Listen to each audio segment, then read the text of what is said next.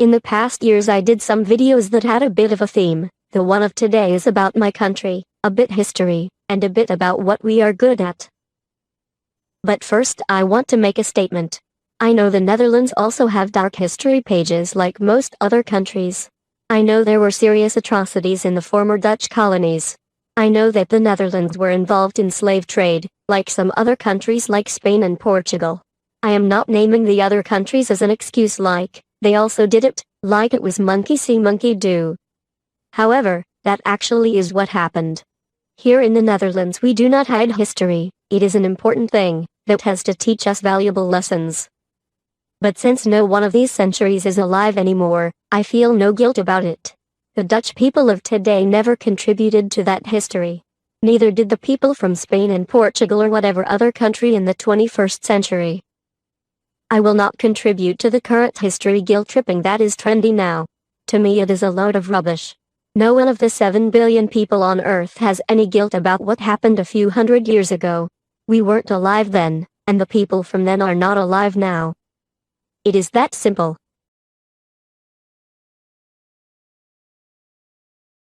In the past it looked like the Dutch had declaring wars like a hobby. Something like in the USA, where everyone is suing everyone else. Sometimes an idea is reused, bad ideas more than the good ones. But this video is a light-hearted view about the Netherlands, plus a few less known remarkable and also weird historical facts. Before I forget, this was recorded in my old room. I do like the one I have now much better. Everything is here, my action figures, my pictures, and a beautiful view on the Dutch Frisian landscape.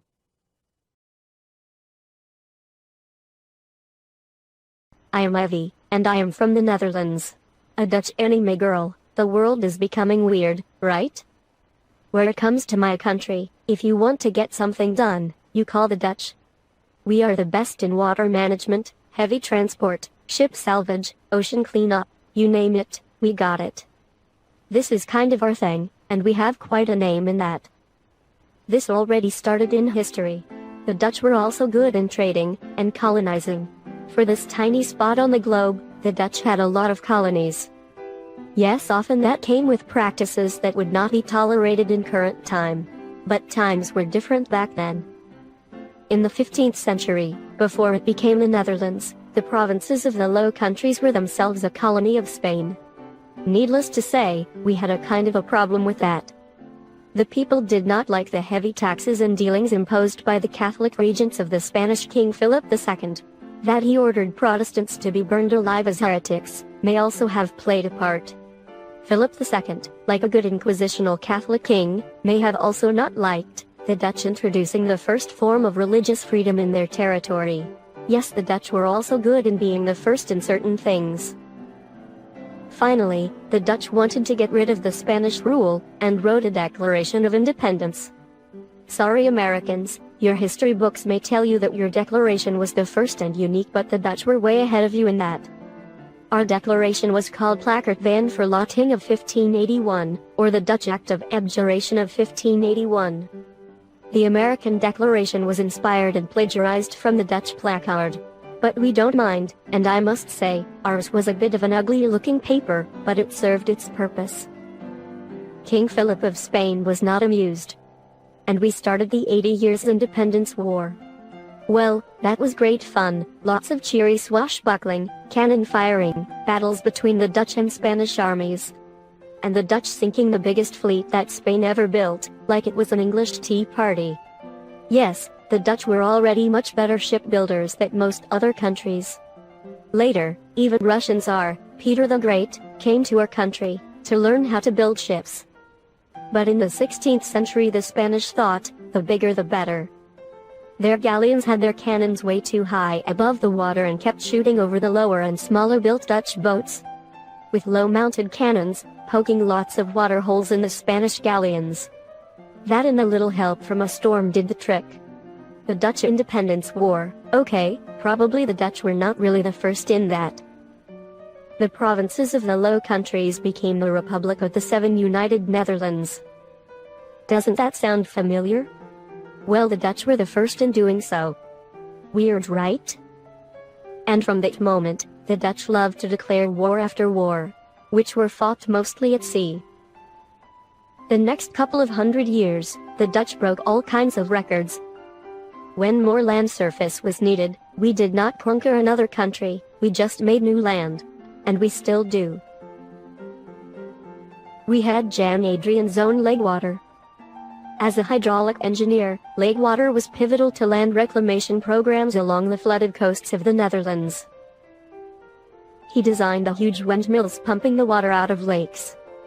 And let there be no misunderstanding, these windmills were powerful high-tech wind-driven machines that generated up to 80 horsepower, which drove huge water auger pumps.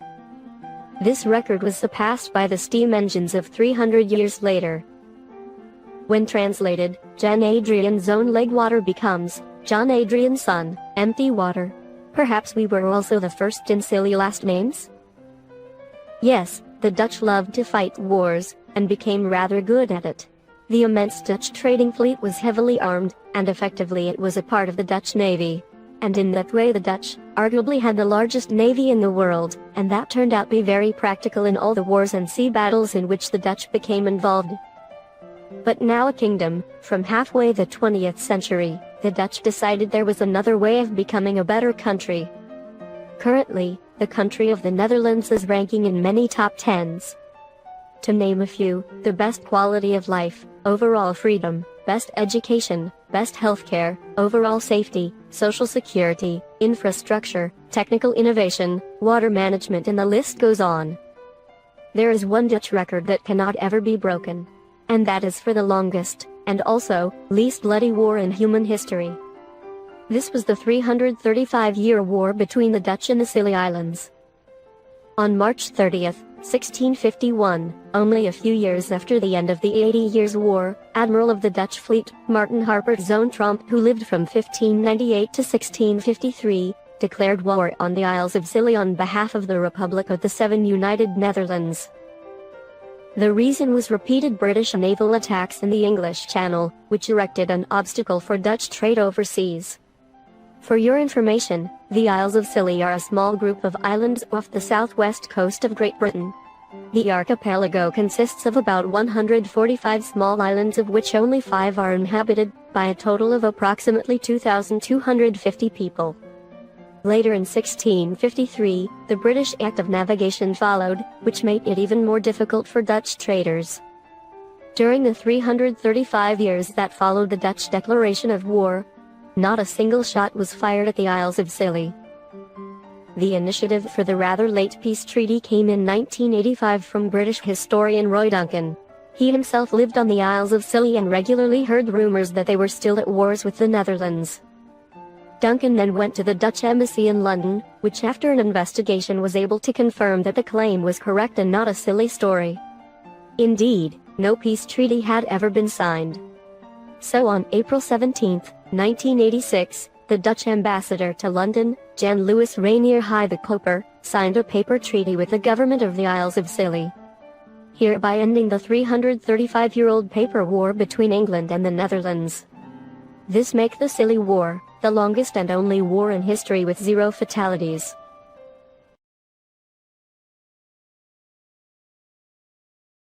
Hello there. Last week I had a Dutch history video which featured all the wars the Dutch declared and fought at sea, and also our 80 years lasting independence war. In the American history books you will not find that the Dutch were the first with a declaration of independence, and also nothing about the Netherlands being the first with something like a constitution. But there are many more things that are left out of the history books. Because, I guess, that could damage their image of being the super-duper greatest country in the world, which the US clearly isn't. What would you think if I said, there is a big chance that the United States would not have existed without help from the Dutch?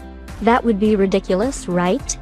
The story starts with a civil war in Britain, which more or less was fought to get rid of the royals as rulers. The Stuart kings were great centralizers, who attempted to minimize the influence of representative assemblies at home and abroad. In other words, these royals were leading the British population dry to finance their own extravagant lifestyles. There was a sort of government, but any attempt to lower the taxes was struck down by a veto by the parliament. To make a long story short, the opposition of the royals asked the Dutch to help them doing that. So Willem III, the Dutch constitutional stadhouder or governor, gathered a large Dutch fleet carrying 21,000 troops which arrived in England on November 5, 1688. The Dutch fleet was 4 times larger than the more famous Spanish Armada of 100 years earlier. A much larger, if less experienced, British army marched to meet the Dutch invasion. However, the 40,000-man British army folded in disarray. Several high-level defections led James II to reconsider his plans, retreat, and subsequently to flee to France. This event went into the history books as the Glorious Revolution. And on popular demand, Willem III became the new King of Britain. This didn't last long because 3 years later he fell off his horse and died of a broken collarbone soon after. But his short rule has established that the Dutch could be trusted to ask for help and actually getting it. Now we jump about 70 years ahead, to the American Revolutionary War, or American War of Independence, which secured the United States of America independent from Great Britain. Compared to the Dutch 80 Years' War, this seems merely a squabble, but the result was the same. Fighting began on April 19, 1775, followed by the Declaration of Independence on July 4, 1776. There were nice revolutionary slogans: no taxation without representation, don't tread on me, and give me liberty or give me death. These concerns clearly echoed those of the Dutch revolt, as I earlier mentioned, as the 80 Years' War that eventually led to the Dutch independence from Spanish rule. The new United States of America was in need of a constitution, and the eyes were on the historical performance of the institutions of the Dutch Republic. One of the writers of the American Constitution, Thomas Jefferson, recalls vigorous debate regarding its controversial collective decision rule that provided all states the same power. Jefferson's overview of these first constitutional debates include more references to the Dutch Republic than to any other country. But one huge thing is left out of the history books, and that is that because of the Revolutionary War, the government of the United States was essentially bankrupt. Inflation was high, commerce was disrupted, and the country was vulnerable to invasions of countries like Spain and Portugal that were already assembling fleets for this purpose.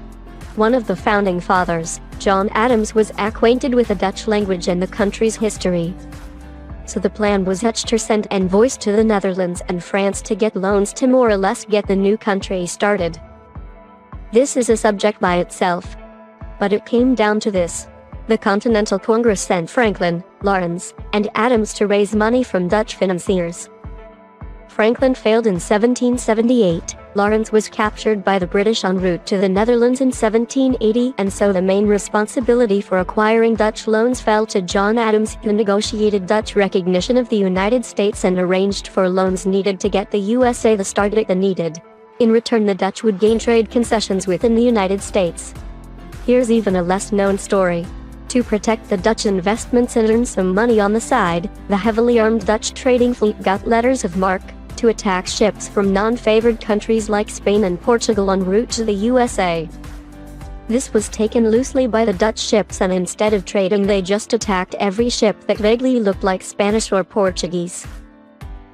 And they were also joined by Dutch pirates who later bought their freedom by donating their gathered fortune to the Dutch government, and the names of some of them got even changed in history, from pirate to national hero of the Netherlands. So if you ever wondered why the US was never invaded by other countries by sea, in the years after the Revolutionary War, here's your answer. Without the help of the Dutch fleet, history could have been quite different for the United States. Oh. So far, the USA hasn't repaid a penny of the Dutch loans. Before American viewers start accusing me of lying, this was not a made-up story. In the description box is the link to the peer-reviewed history research paper. This is what I have about the connection between the Dutch and the Americans. Almost everywhere I read the ignorance about the country where I live, the Netherlands. When asked in the USA, 90% of the people don't even know, and the ones that have heard of it think we live in windmills, behind levees, and walk around on wooden shoes. Okay, That is a little overstated, but fact is, the ignorance about said windmills and levees also leads to ridiculing the whole subject of the Netherlands. We are not living behind levees. According to the Merriam-Baxter online dictionary definition of levee, first, A. An embankment for preventing flooding. B. River landing place, pier. Second, a continuous dike or ridge, as of earth, for confining the irrigation areas of land to be flooded. The second definition comes the closest, a continuous dike or ridge. To explain some things, the Netherlands is a country of which 59% of its land surface is below sea level. This varies from 1 meter, about 3 feet, to on some places even 15 meter, which is almost 50 feet, that would all be flooded without our modern system of delta dikes. And these dikes are really massive.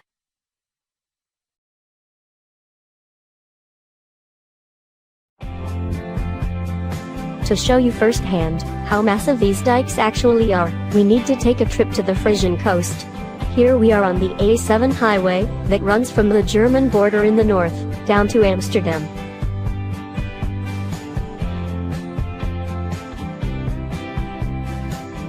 We will try to take a look at Ivychan Dike, which is the dam that connects the northern provinces.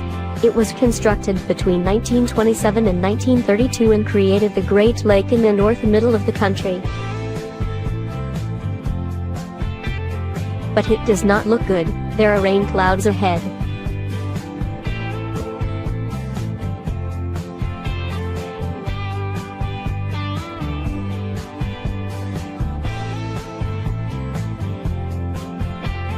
Yuck.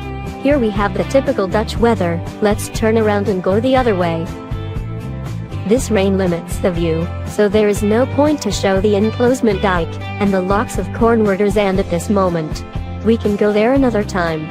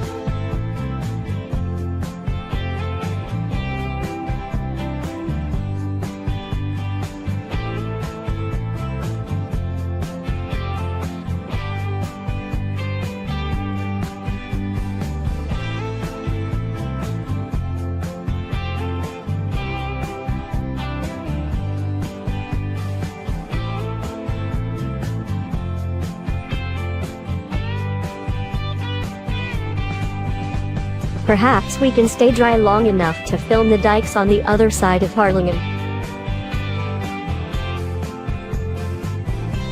The city of Harlingen has the only port in the province with direct access to sea.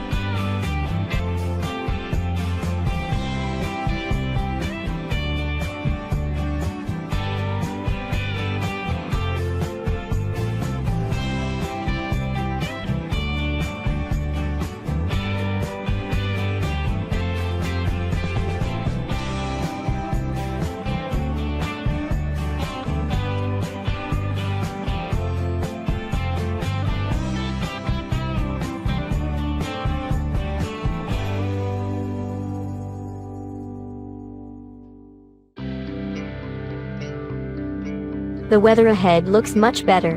Blue sky, and a couple of clouds, and most of all, no rain.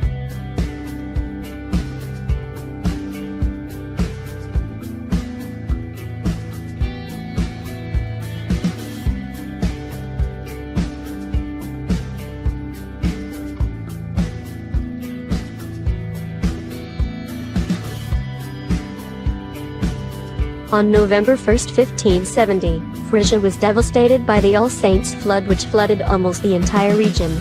Major damage and broken dikes were the results. Dike repairs were urgently needed, but the Frisians could not agree on costs. Thanks to the efforts of Caspar de Robles, the Spanish governor until the start of the 80 Years' Independence War, it was quickly agreed to close and strengthen the dikes, especially around Harlingen. This dike, which you see on the left, is still named the Caspar de Robles dike, even though it was brought to a new delta height in the 1970s. Yeah, we didn't like the Spaniards, but I have to admit there were some that were not that bad.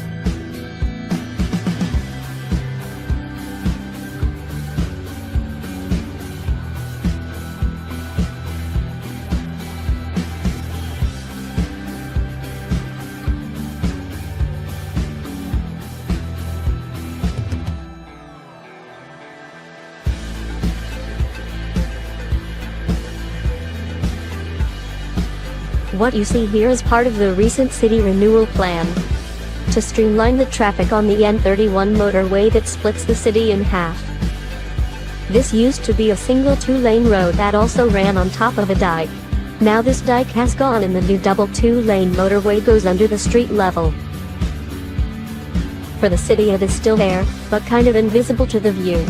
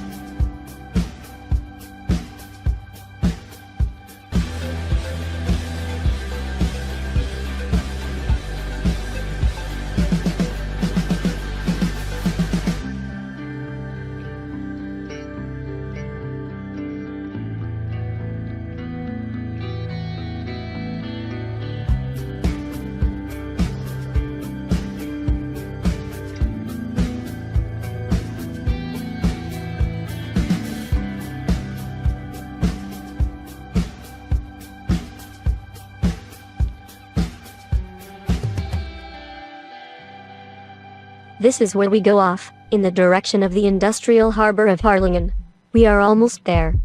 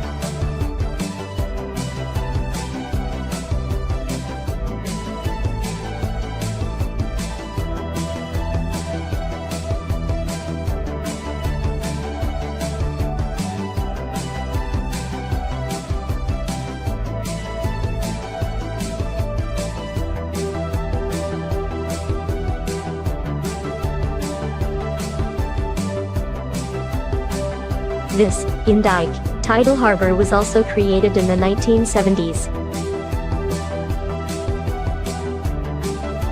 We are now driving over the delta dike that is surrounding this harbor.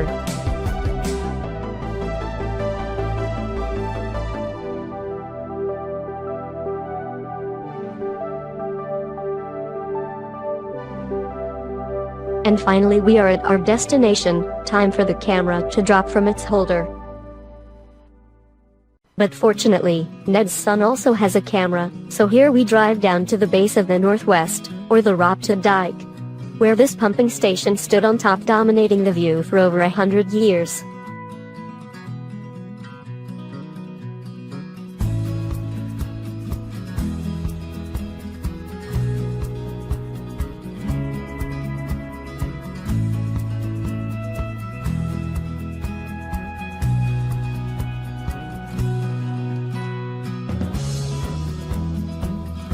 On this old picture from the 1960s, you can see how the rooftop of the house to the left is at the same level as the top of the old dike.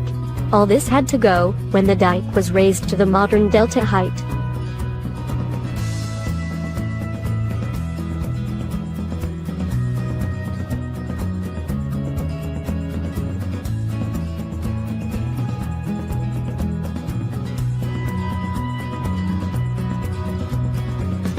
And here on the right we pass the new modern pumping station, built in the 1970s.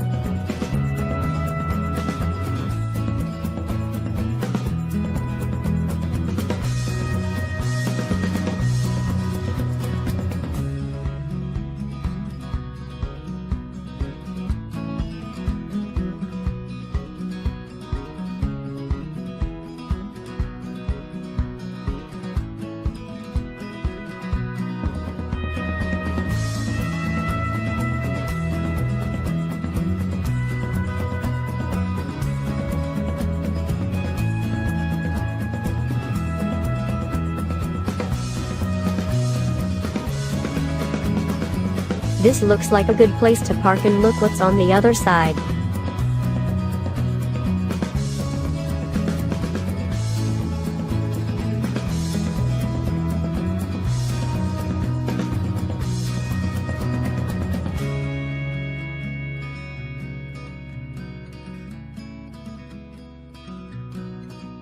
You have already seen how higher dikes are from the land side looking up, and from the top you can also see how wide they are.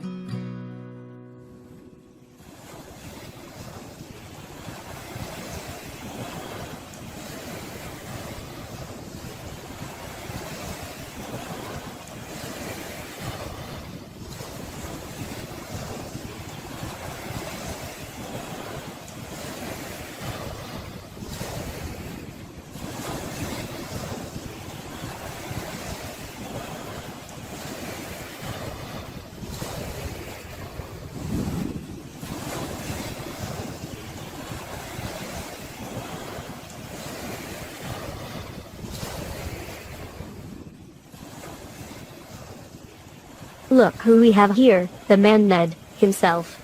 Looking out over the waters, he sailed for years.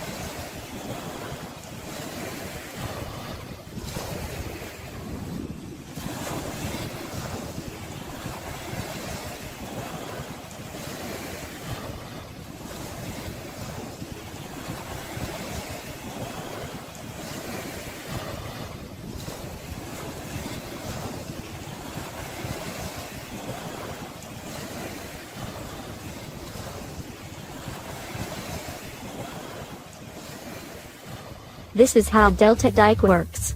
They actually are calculated and designed to provide maximum storm surge protection. Upwards from the seabed, the first layer to slow down the water is a row of big round boulders, which are underwater now. The second layer is made of basalt, which because of its unique form is laid like a puzzle along the slope of the dike. This will not move and in fact become more sturdy after each storm. About 25 meters upwards they are fixed with asphalt, to prevent first layer moving upwards. Then what looks like a road surface, is an asphalt layer that is designed that the waves that actually reach that will break the next wave while flowing back to the sea. The roots of the grass top, keep the clay firmly anchored together. You might have seen this when we walked up. This is not a crack in the dike, but actually a trail left by the sheep that graze on the dikes during summer. When the wind is blowing alongside the dike, they always walk single file to keep each other, more or less out of the wind. Suddenly the rain has caught up with us, so this is the end of the visit to the Frisian dikes.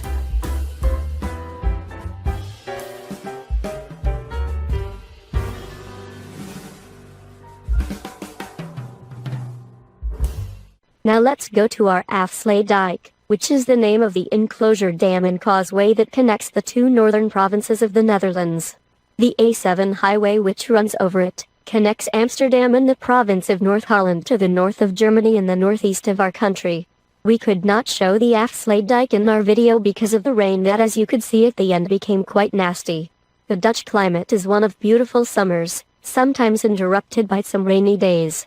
But in the winter season we can have fierce storms.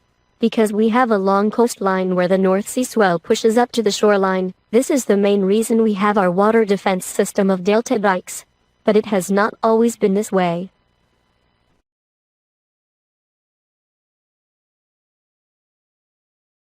A few days ago I watched this video of Now Pinion and his daughter, about the plastic pollution in the oceans.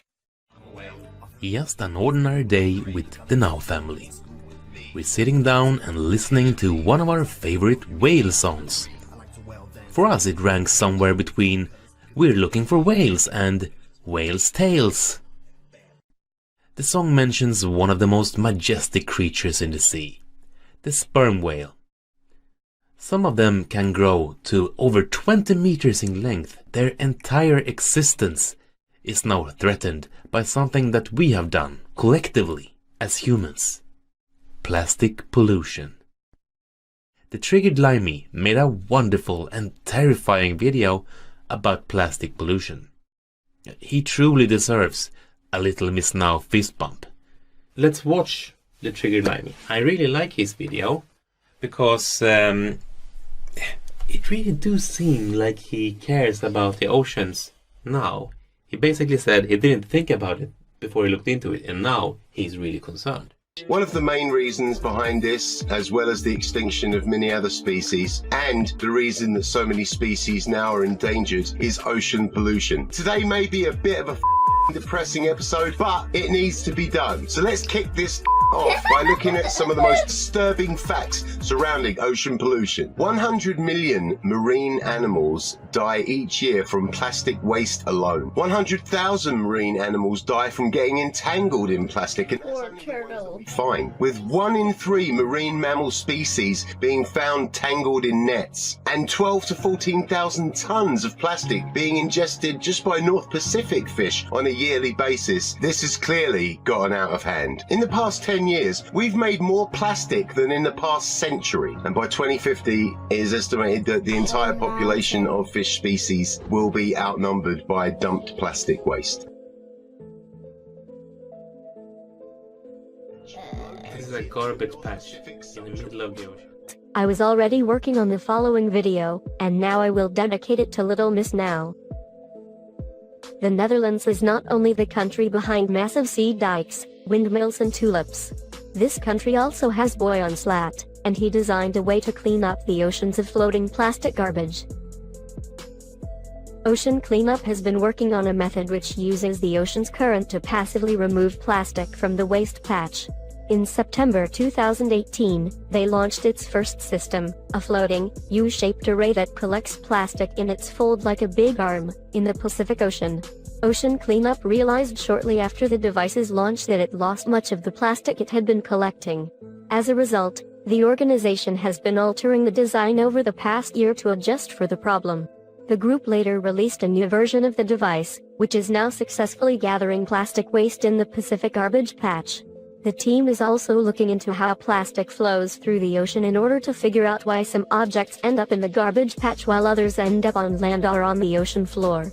This is how his system operates. The apparatus resembles a huge arm that captures the plastic. In deep water, Slat's U-shaped design effectively constructs a coastline. A 2,000-foot-long pipe composed of high-density polyethylene, a type of plastic, is the most apparent part of the gadget. The pipe is connected to a screen about 10 feet below the surface and is responsible for catching plastic debris. A fleet of these ships can theoretically clean up the Pacific garbage patch in about 5 years.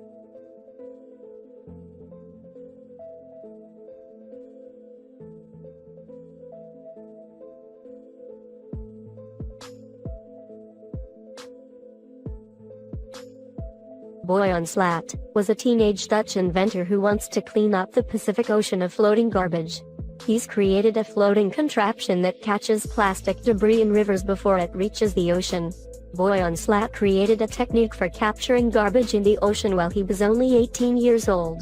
He also started the Ocean Cleanup, an environmental organization. Behind me is the Ocean Cleanup's Interceptor, and it's the world's first scalable river plastic solution. Its mission is to design and implement the system.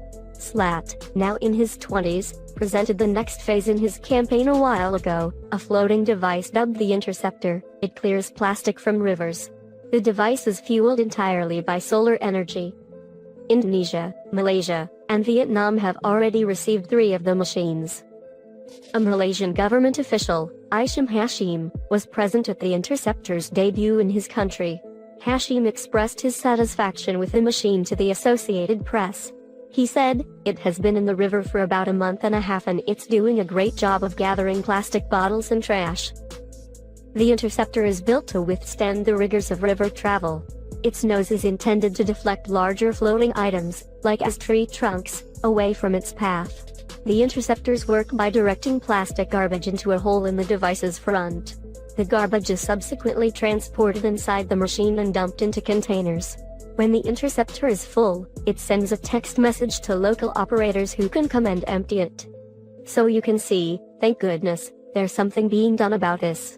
Where it comes to water, if something needs to be done, call the Dutch.